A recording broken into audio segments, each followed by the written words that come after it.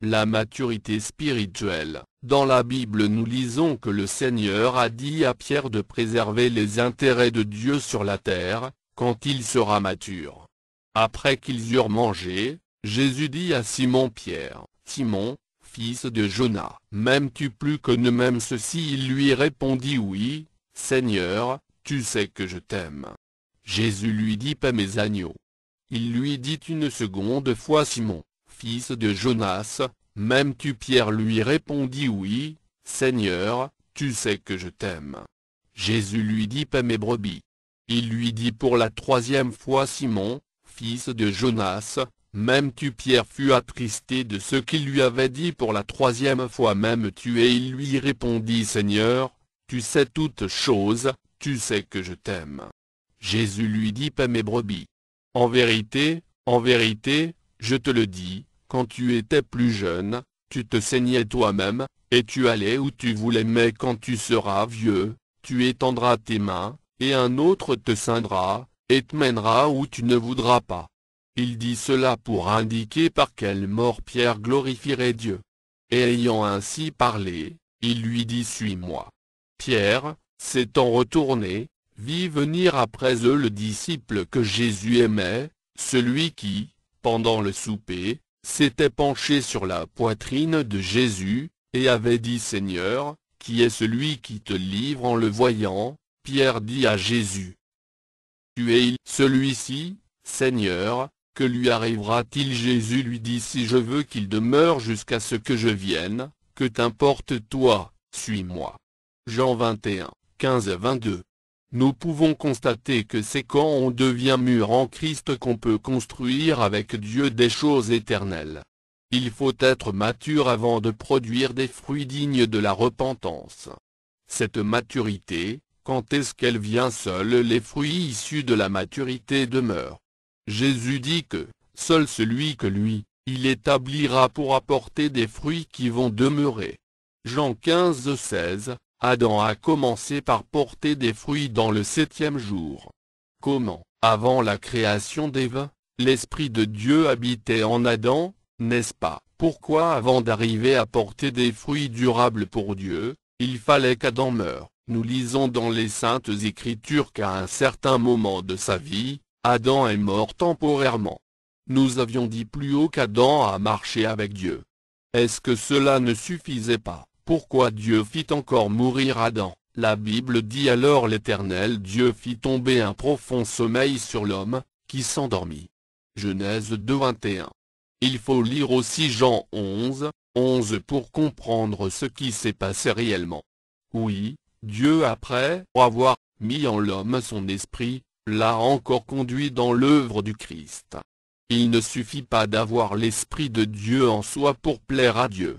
La Bible montre que plusieurs serviteurs de Dieu puissamment oints n'ont pas bien fini leur ministère, malgré la présence de l'Esprit de Dieu dans leur vie.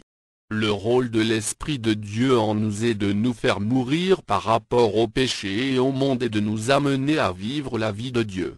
L'Esprit de Dieu, lorsqu'il est en quelqu'un, l'amène à la mort, afin de le rendre capable de porter des fruits durables.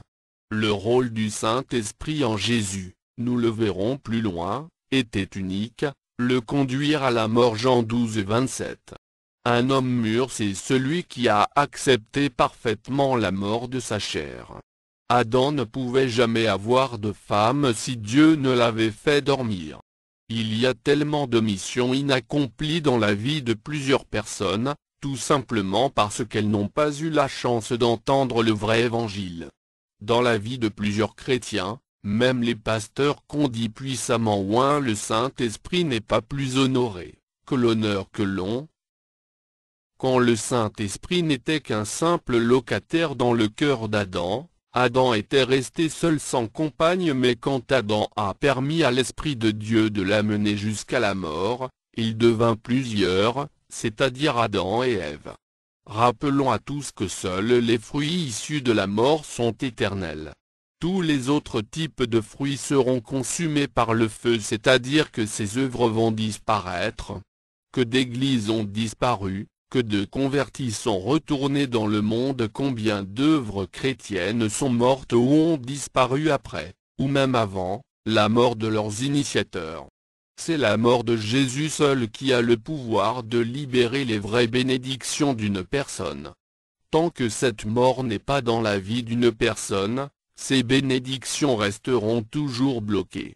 C'est ce que montrent les Saintes Écritures.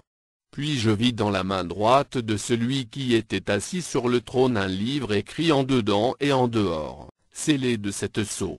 Et je vis un ange puissant, qui criait d'une voix forte, qui est digne d'ouvrir le livre, et d'en rompre les sceaux, et personne dans le ciel, ni sur la terre, ni sous la terre, ne put ouvrir le livre ni le regarder. Et je pleurai beaucoup de ce que personne ne fut trouvé digne d'ouvrir le livre ni de le regarder. Et l'un des vieillards me dit: ne pleure point, voici, le lion de la tribu de Juda, le rejeton de David, a vaincu pour ouvrir le livre et ses 7 sceaux. On peut se demander pourquoi j'en pleure. Qu'est-ce qu'une personne qui ne peut pas saisir les enseignements divins peut faire ici-bas pour résister au diable et à ses œuvres? Tant que Satan a bloqué la compréhension de la parole de Dieu, il est sûr de conserver tous ses prisonniers. Le salut vient exclusivement de l'entendement, c'est-à-dire de la compréhension. Si l'entendement est ruiné, que fera l'être humain perdu? Et si l'appareillage qui fournit cet entendement est fonctionnel, mais c'est plutôt les fondements de la loi qui sont renversés, le pèlerin voyageur, que fera-t-il? J'en sais que c'était fini pour les humains tant que les 7 sceaux restaient inaccessibles à l'esprit de l'homme. Mais heureusement Dieu a pourvu. Et je vis, au milieu du trône et des 4 êtres vivants et au milieu des vieillards, un agneau qui était là comme immolé. Il avait 7 cornes et 7 yeux, qui sont les 7 esprits de Dieu envoyés par toute la terre. Il vint, et il prit le livre de la main droite de celui qui était assis sur le trône. Quand il eut pris le livre, les 4 êtres vivants et les 24 vieillards se prosternèrent devant l'agneau, tenant chacun une harpe et des coupes d'or remplies de parfums, qui sont les prières des saints. Et ils chantaient un cantique nouveau, en disant: tu es digne de prendre le livre, et d'en ouvrir les sceaux, car tu as été immolé, et tu as racheté pour Dieu par ton sang des hommes de toute tribu, de toute langue, de tout peuple, et de toute nation. Tu as fait d'eux un royaume et des sacrificateurs pour notre Dieu, et ils régneront sur la terre. Apocalypse 5, 1-10. Ce qui qualifia Jésus, l'agneau de Dieu, ce n'est pas seulement le fait d'être un agneau, mais le fait d'avoir accepté se faire immoler sans la mort. Il n'a pas de puissance capable de produire la vie. Le plus grand don que Dieu a fait aux humains est de nous offrir la possibilité d'hériter sa mort. Celui qui est mort en Christ est puissant, parce qu'il disparaît dans le monde du péché qui est le royaume de Satan, et il réapparaît dans le royaume de Christ. En plus du fait de mourir, on dit que l'agneau était là comme immolé depuis l'éternité. Le Fils de Dieu était mort depuis l'éternité. La maturité dans la vie du royaume est réalisée quand on est capable de rester longtemps dans la mort sans revenir dans le monde du péché, même quand Satan aiguillonne. Il va toujours partout en portant toujours avec lui dans son corps la mort de Jésus, afin que la vie de Jésus soit aussi manifestée dans son corps. Et c'est la présence permanente de cette mort en une personne qui produit la gloire de Dieu. Adam a été aidé à mourir. Puisque la Bible dit que l'Éternel Dieu fit tomber un profond sommeil sur l'homme, qui s'endormit, c'est la raison pour laquelle il n'a pas persévéré dans cette mort. Il n'a pas cherché à comprendre. Il se contentait de l'affection de Dieu sans s'attacher à la sainteté et à la nature parfaite de celui qui l'a engendré. La meilleure façon d'entretenir votre relation avec Dieu est de lui poser toujours des questions, chaque fois que vous ne comprenez pas quelque chose. Si nous cherchons à comprendre Dieu de mieux en mieux, c'est là qu'il sera vraiment fier de nous. L'ignorance rend pauvre, ronge et tue. Regardons la puissance de l'agneau de Dieu. Nous avons montré que cette puissance inégalée, lui venait de sa mort. Lorsqu'Adam a accepté la mort de sa chair en recevant la parole de Dieu, il marcha avec Dieu. Le résultat de cette marche avec Dieu ne s'est pas fait attendre. Immédiatement après avoir marché avec Dieu, il est entré dans le paradis terrestre. Après son profond sommeil, Adam a gagné Ève. Nous voyons que la mort libère une puissance qui est capable de produire toujours des merveilles dans la vie des enfants de Dieu. En vérité, je te le dis, quand tu étais plus jeune, tu te saignais toi-même, et tu allais où tu voulais, mais quand tu seras vieux, tu étendras tes mains, et un autre te ceindra, et te mènera où tu ne voudras pas. Dans ce verset de Jean 21, verset 18, le mot vieux est le produit d'une mauvaise traduction de la langue française. Il ne s'agit pas vraiment de l'âge, mais le Seigneur parlait de la maturité spirituelle. Pourquoi faut-il mourir dans le monde de la chair, avant tout service à Dieu?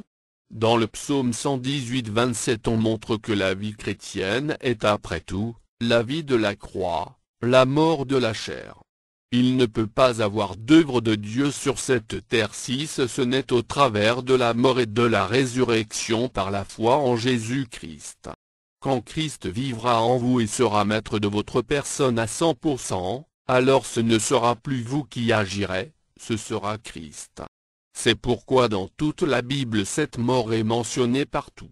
C'est dans la vie de Dieu, c'est-à-dire dans la mort de la chair, que l'œuvre de Dieu est possible. Dans l'Ancien Testament, Dieu avait décrit le vrai culte par des images. Le sang de la victime doit être amené aux cornes de l'autel pour servir d'offrande au Seigneur.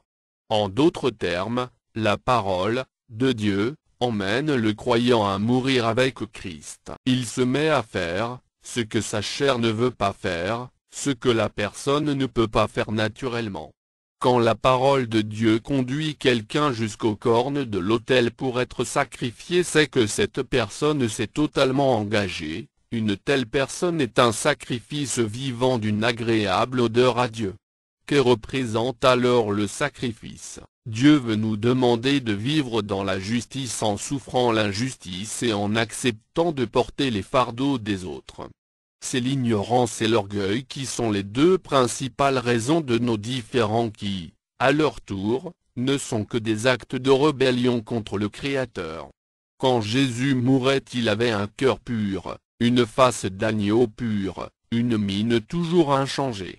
Il n'avait pas paniqué. Il était à la portée de tout, bien disponible. Il s'est donné. C'est ce culte que Dieu demande, Romains 12:1. Le choix de Jésus est mieux que le choix de celui-là qui, au lieu de placer sa confiance en Dieu, a préféré la placer en lui-même ou en quelque autre force de la nature. Le roi de Tyr avait signé des pactes avec la reine de la côte et avec d'autres forces de la nature, et se prenait lui-même pour un dieu, Ézéchiel 27 et 28, versets 1 à 10. Mais il ne faut adorer que Dieu seul. Jésus a choisi d'adorer Dieu seul. Lui qui connaissait toutes les places des puissances spirituelles possibles de ce monde, préféra rester attaché à Dieu. Pourquoi le choix du Seigneur est meilleur? Le choix du Seigneur est le meilleur, parce que Dieu l'a ressuscité des morts. Lorsque Dieu bénit, il donne des épreuves. Dieu veut marcher avec des amis qu'il aime non pas de forme mais de cœur. C'est la raison pour laquelle il nous a créés. Il ne veut pas communier avec les humains comme avec des robots mais comme avec des êtres pensants, capables de conjuguer des idées. La communion entre Dieu et ses créatures est ce pourquoi nous avons été créés. Cet échange de cœur entre Dieu et ses créatures est ce que nous appelons adoration réciproque. Dieu nous a aimés le premier. Il nous a aimés avant notre création. Puis il a conçu le plan de notre création et il nous a ensuite créés. Il adore en quelque sorte la création qu'il a engendrée. Si Dieu cesse de nous aimer, nous périrons subitement. Le fondement de l'amour de Dieu est la survie de son amour. Dieu n'aime plus rien si ce n'est les œuvres de ses mains. L'amour de Dieu qui était absolument tourné vers Dieu lui-même avant la création de la toute première chose que Dieu a faite, n'est plus un amour introverti mais est devenu depuis que les créatures ont vu le jour, un amour extraverti.